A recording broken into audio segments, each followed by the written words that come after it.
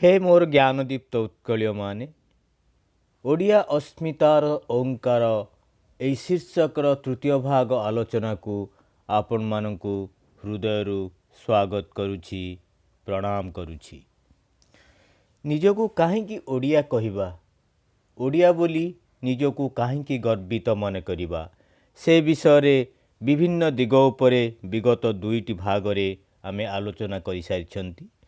आज तृतीय भागर उपस्थापन आपण मानकु अनुरोध जदि यह कार्यक्रम आपण को उपादेय लगुए आपण को मन को हृदय को छुँए तेबे कार्यक्रम को भल पाइबा देवे अन्यान्य व्यक्तिविशेष को प्रेरण करिवे एवं कार्यक्रम बा उपस्थापनर सदस्यता ग्रहण करिवे।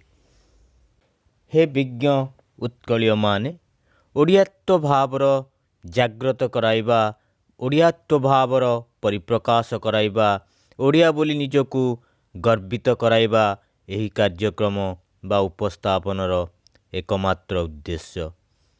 उपस्थापनटी टिके दीर्घ हेब पूर्ण रूपरे बा शेष पर्यंत शुणिबा पाई देखिबा पाई विनम्र निवेदन। ए माटीर रगड़ी माणियाबंध नुआपाटनार पाट आज विश्वविदित। यह प्रमाण करे जे ए जातिर बयन शिल्प केते उन्नत। कवि सम्राट उपेन्द्र भंज तांको काव्य लिखिथिले बाहार कले झिन पीत शाढ़ी सिंदूरी धड़ी फूलकुंभ परी रखिले रखिब मुठा भितरे अबा रखिथिले बांस नळीरे। आगे जो शाढ़ी प्रस्तुत हेउथिला ताहा हाथ मुठारे रहिबा सहित बाउंस नळीरे विदेश को रप्तानी हेउथिला। ओडिशार बयन शिल्पर कौनसी तुलना नाही। सूक्ष्म कारुकार्य और शिल्पींक सृजनात्मक कला पाई राज्यर अनेक गाँ आज स्वतंत्र परिचय पाइछि। संबलपुरी कोटपाड़ माणियाबंध शाढ़ीर राज्य एवं देशरे स्वतंत्र चाहिदा रही। उत्कलीय संस्कृति और ओडिशार आदिम परंपरा बहन करे यही माणियाबंध बयन कला। ऐतिहासिक तथ्य अनुजाई चतुर्थ शताब्दी बेलू माणियाबंध बुणाकार माने दक्षिण पूर्व एशिया देश सह माणियाबंध शाढ़ी व्यवहार करुथिले। आम संबलपुरी शाढ़ी आम ऐतिह्य आम अस्मितार गौरव बहन करे। प्रसिद्ध चीन परिव्राजक हुएनसांग माणियाबंध गस्त समय बुणाकार माने माणियाबंध जोड़ उपहार देइथिले। फकीर मोहन सेनापति 6 माण 8 गुंठ और पेटेंट मेडिसिन आदि उपन्यास माणियाबंध हस्ततंत संबंध रे उल्लेख रही। पारंपरिक शैली रे सूता और सिल्क रे भली भली डिजाइन शाढ़ी एवं प्राकृतिक रंग रे वस्त्र प्रस्तुति करिबा एही रंग दीर्घ दिन पर्यंत न छाड़िबा माणियाबंध बुणाकारक विशेषत्व। संबलपुरी शाढ़ी माणियाबंध शाढ़ी धोती चादर खंडुआ पाट ब्रह्मपुर पाट मठा खोर्धार गामुछा तिगिरिया और बारिपदार टसर शिल्प यथेष्ट जनप्रिय एवं विश्वविदित। पत्थर खोदेई मो राज्यर अन्यतम बृहत्तम हस्तशिल्प। मो राज्यर पुरी बालेश्वर एवं नीलगिरीर पत्थर शिल्पी विश्वविदित। विश्वर कोण अनुकोण निजर कला नैपुण्यर उन्नत प्रदर्शन स्वरूप विभिन्न छाप छाड़ी ओडिशार अस्मिता को बहुगुण वृद्धि करिसेंती। नीलगिरी पत्थर शिल्पी मानकर पत्थर बासनकुसन सारा राज्य पाई गर्व गौरव बहन करे। बालकाटी कंटिलो रेमुणा भट्टिमुंडा तथा एशियार सर्वबृहत गाँ भुवनर कंसा बासन उत्कलीय कला कारीगरीर प्राचीनता को प्रदर्शन करिथाए। बेलगुंठार पितल माछ सर्वत्र प्रसिद्ध। तंबार विभिन्न साप मूर्ति एवं पितल रे निर्मित ठाकुर मूर्ति घंट घंटा काहाली तुरी ओडिया धातु शिल्प को समृद्ध करिथाए। कटकी कारीगर मानक रूपा तारकसी काम विश्वविदित एवं सर्वमान्य। चर्मरू प्रस्तुत मृदंग ढोल डुबिताबला नागरा चर्मकार संप्रदायर कला निदर्शन को प्रतिपादित करिथाए।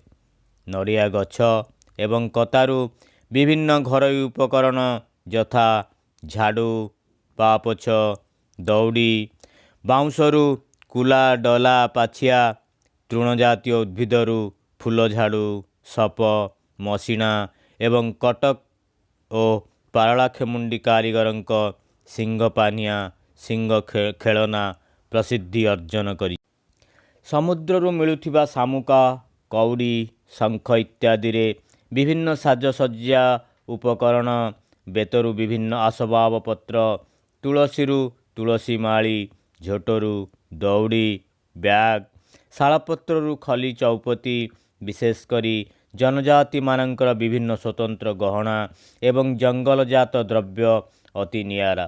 ପିପିଲିର ଜୀବନ୍ତ ଚାନ୍ଦୁଆ କାମ ଉତ୍କଳୀୟ ବୟନଶିଳ୍ପକୁ ଆହୁରି ଉନ୍ନତ କରେ।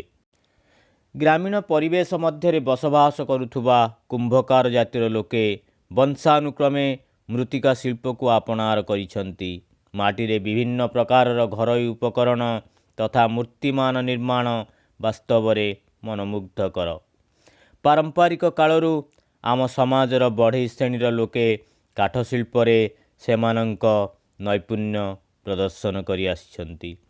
ଖଟ, ପଲଙ୍କ, ଝରକା, କବାଟ ପରି ଗୃହୋପକରଣ ସହିତ ବିଭିନ୍ନ ପ୍ରକାର ଖେଳନା ପ୍ରସ୍ତୁତ କରି ସେମାନେ ନିଜର ପାରଦର୍ଶିତା ଲାଭ କରିଛନ୍ତି।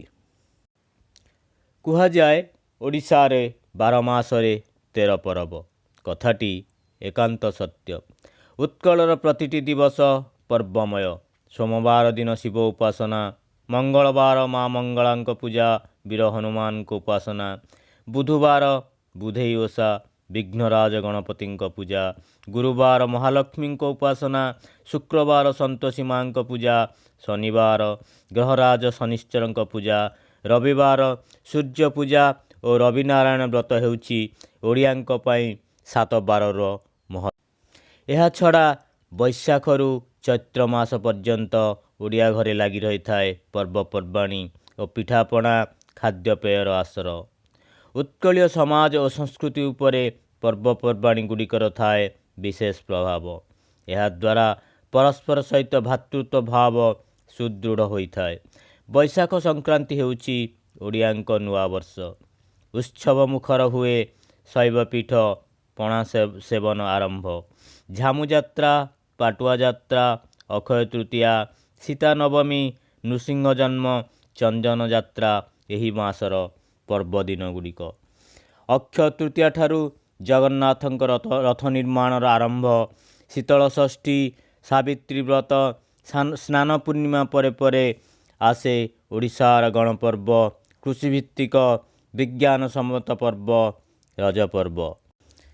କର୍ମକ୍ଷେତ୍ରରୁ 3 ଦିନିଆ ଛୁଟି, ପୋଡ଼ପିଠା ଓ ମାଂସ ଝୋଳର ଖାଦ୍ୟ ସହିତ କୁମାରୀମାନଙ୍କ ଦୋଳି ଖେଳ, ଯୁବକମାନଙ୍କ ତାସ ପଶା ଖେଳ ସହିତ ବାଗୁଡ଼ି ଖେଳରେ କମ୍ପି ଉଠେ ଗାଁ ଆମ୍ବତୋଟା। ଆଷାଢ଼ ଶୁକ୍ଳ ଦ୍ୱିତୀୟା ଓଡ଼ିଶାର ଜାତୀୟ ପର୍ବ ମହାପ୍ରଭୁ ଜଗନ୍ନାଥଙ୍କ ବିଶ୍ୱପ୍ରସିଦ୍ଧ ରଥଯାତ୍ରା। ଲକ୍ଷ ଲକ୍ଷ ଲୋକଙ୍କ ସମାଗମ। ଘଣ୍ଟ, ମାର୍ଦ୍ଦଳ, ଶଙ୍ଖ, କାହାଳି, ଗିନି, ମୃଦଙ୍ଗ, ହରିବୋଲ, ହୁଳହୁଳି ଧ୍ୱନିରେ ଫାଟି ପଡ଼େ ବଡ଼ଦାଣ୍ଡ। ପତିତଜନଙ୍କ ଦର୍ଶନ ପାଇଁ ମହାପ୍ରଭୁ ରତ୍ନସିଂହାସନ ଛାଡ଼ି ଓହ୍ଲାଇ ଆସନ୍ତି ବଡ଼ଦାଣ୍ଡକୁ। ନବଦିନାତ୍ମକ ଯାତ୍ରା ଜନ୍ମବେଦୀ ବା ଆଡ଼ପ ମଣ୍ଡପକୁ।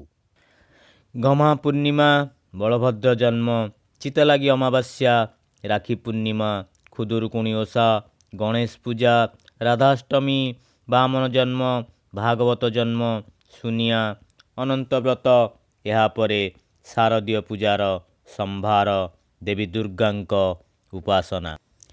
ମହାଳୟା ଶ୍ରାଦ୍ଧ, କୁମାର ପୂର୍ଣ୍ଣିମା, ଗଜଲକ୍ଷ୍ମୀ ପୂଜା, ଦୀପାବଳି ଅମାବାସ୍ୟା, କାଳୀପୂଜା, କାର୍ତ୍ତିକ ମାସ, ମୁରୁଜ ପକା, ବଡ଼ ଓଷା, ରାସ ପୂର୍ଣ୍ଣିମା, ଡଙ୍ଗା ଭସା ସହିତ ଆରମ୍ଭ ହୁଏ ଉତ୍କଳୀୟ ନୌବାଣିଜ୍ୟ ପରମ୍ପରାକୁ ଉଜ୍ଜୀବିତ ରଖିଥିବା ବିଶ୍ୱପ୍ରସିଦ୍ଧ ଏସିଆର ସର୍ବବୃହତ୍ ଖୋଲା ବିପଣନ ବଜାର ବା ଯାତ୍ରା ବାଲିଯାତ୍ରା। ମାର୍ଗଶିର ମାସରେ ମାଣବସା, ଘରେ ଘରେ ମା ଲକ୍ଷ୍ମୀଙ୍କ ଆରାଧନା। ଓଡ଼ିଆଣୀ ହାତର ଶିଳ୍ପକଳା ବହନ କରି କାନ୍ଥରେ ଦେଖାଦାଏ ଝୋଟି ଚିତା। ଅରୁଆ ଚାଉଳ ବାଟି ସେଥିରେ ଲକ୍ଷ୍ମୀପାଦ, ପଦ୍ମଫୁଲ ଏବଂ ଅନ୍ୟାନ୍ୟ ଚିତା ଏବଂ ଛବି ଆଙ୍କିବା ତଥା ମୁରୁଜରେ ଜୀବନ୍ତ ପ୍ରତିମା ଆଙ୍କିବା ଓଡ଼ିଆଣୀ କଳା ଚାତୁରୀ ତଥା ଅସ୍ମିତାର ପରିଚାୟକ। ବଉଳ ଅମାବାସ୍ୟା, ମକର ସଂକ୍ରାନ୍ତି, ସରସ୍ୱତୀ ପୂଜା, ଚନ୍ଦ୍ରଭାଗା ବୁଡ଼, ଖଣ୍ଡଗିରି ମାଘ ମେଳା, ଅଗ୍ନି ଉତ୍ସବ, ଶୈବ ପରମ୍ପରାର ନିଦର୍ଶନ ଶିବରାତ୍ରି ବା ଜାଗର ପରେ ପରେ ଆରମ୍ଭ ହୁଏ ଓଡ଼ିଶାର ସ୍ୱତନ୍ତ୍ର ଦୋଳ ବିମାନ ଯାତ୍ରା, ଅଭିର ଫଗୁ, ରଙ୍ଗର ପର୍ବ, ବର୍ଣ୍ଣିଳ ହୋଲି ପର୍ବ। ଚଣା ଉଖୁଡ଼ା ଲଡ଼ୁ ଭୋଗ ସହିତ ଅବିର ଫିଙ୍ଗା ଉତ୍ସବକୁ ଅଧିକ ଆକର୍ଷଣୀୟ କରିଥାଏ। ମା ତାରିଣୀଙ୍କ ଚୈତି ପର୍ବ, କୈବର୍ତ୍ତ ସମ୍ପ୍ରଦାୟର ଚୈତି ପୁନେଇ, ଅଶୋକାଷ୍ଟମୀ, ଶ୍ରୀରାମ ନବମୀ ଚୈତ୍ର ମାସକୁ ଉତ୍ସବ ମୁଖର କରିଥାଏ। ଏହାଛଡ଼ା ବିଶ୍ୱର ସର୍ବବୃହତ୍ ମୁକ୍ତାକାଶ ରଙ୍ଗମଞ୍ଚରେ ବରଗଡ଼ର ଧନୁଯାତ୍ରା ପ୍ରଦର୍ଶନ ଓଡ଼ିଆ ଅସ୍ମିତା ଏବଂ କଳା ଚାତୁରୀର ନିଦର୍ଶନ। ଆମର ଗୋଟିପୁଅ ନୃତ୍ୟ, ପାଇକ ଆଖଡ଼ା, ଓଡ଼ିଶୀ ସଙ୍ଗୀତ, ଓଡ଼ିଶୀ ନୃତ୍ୟ, ଛଉ ନୃତ୍ୟ, ସମ୍ବଲପୁରୀ ନୃତ୍ୟ ଆମ ପାଇଁ ଗର୍ବ ଓ ଗୌରବ ଏବଂ ଆମ ପାଇଁ ପ୍ରସିଦ୍ଧି ଆଣିଦିଏ।